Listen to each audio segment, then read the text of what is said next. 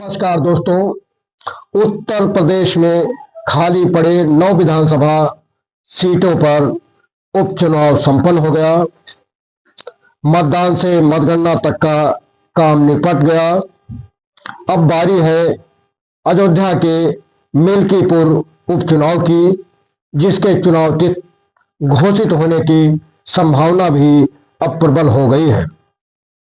उत्तर प्रदेश की राजनीति में अयोध्या की मिल्कीपुर विधानसभा सीट पर होने वाला उपचुनाव इन दिनों चर्चा का केंद्र बना हुआ है।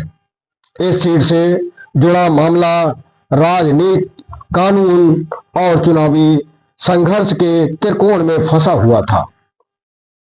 हाल ही में इलाहाबाद हाई कोर्ट की लखनऊ बेंच ने भाजपा के पूर्व विधायक बाबा गोरखनाथ की याचिका को वापस लेने की अनुमति दी, जिससे इस सीट पर उपचुनाव का रास्ता अब पूरी तरह से साफ हो गया है।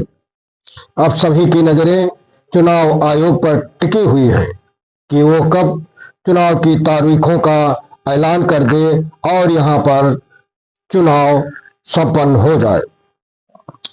मिल्कीपुर सिर्फ सीट नहीं बल्कि सत्ता का संकेत है। मिल्कीपुर सीट का महत्व केवल एक चुनाव तक सीमित नहीं है। यह सीट अयोध्या जिले की राजनीति और क्षेत्रीय संतुलन का प्रतिनिधित्व करती है। अयोध्या, जो कि राम मंदिर निर्माण और भाजपा के एजेंडे का केंद्र रही है, वहां मिल्कीपुर का परिणाम भाजपा के लिए एक राजनीतिक संदेश बन सकता है। दूसरी ओर सपा के लिए यह सीट अपनी खोई हुई जमीन वापस पाने का मौका है। 2022 के चुनाव में जिस तरह से सपा ने भाजपा को चुनौती दी थी, वह अब इस चुनाव में दोहराया जा सकता है। जनता की भूमिका और लोकतंत्र की परीक्षा में कितना सफल होगी मिल्कीपुर उपचुनाव न केवल राजनैतिक दलों बल्कि जनता के लिए भी एक परीक्षा है। क्या यहाँ के मतदाता अपनी समस्याओं, विकास और प्रतिनिधित्व को ध्यान में रखकर फैसला करेंगे, या चुनावी प्रचार और ध्रुवीकरण उनके निर्णय को प्रभावित करेगा? राजनीतिक दलों के लिए यह समय है कि वो जनता को केवल वादों से नहीं बल्कि ठोस योजनाओं और नीतियों से प्रभावित करें। चुनाव आयोग और लोकतांत्रिक प्रक्रिया, सबकी निगाहें चुनाव आयोग पर है।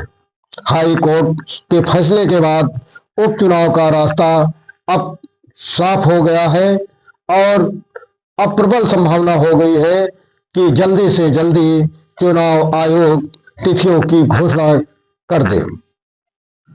संभावना ये जताई जा रही है कि दिसंबर में ही चुनाव आयोग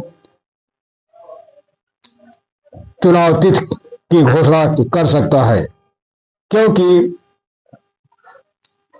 जून महीने में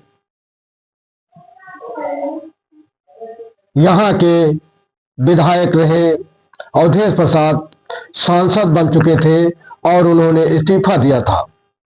बताया जाता है कि इस्तीफे के 6 माह के अंदर अंदर चुनाव संपन्न कराने की चुनाव आयोग की जिम्मेदारी होती है और वह जिम्मेदारी चुनाव आयोग जरूर निर्वहन करेगा, जिसके चलते इसी दिसंबर में चुनाव तिथि घोषित होने की पूरी संभावना है। बस आज यही तक। नया अपडेट अगले वीडियो में। बहुत बहुत धन्यवाद।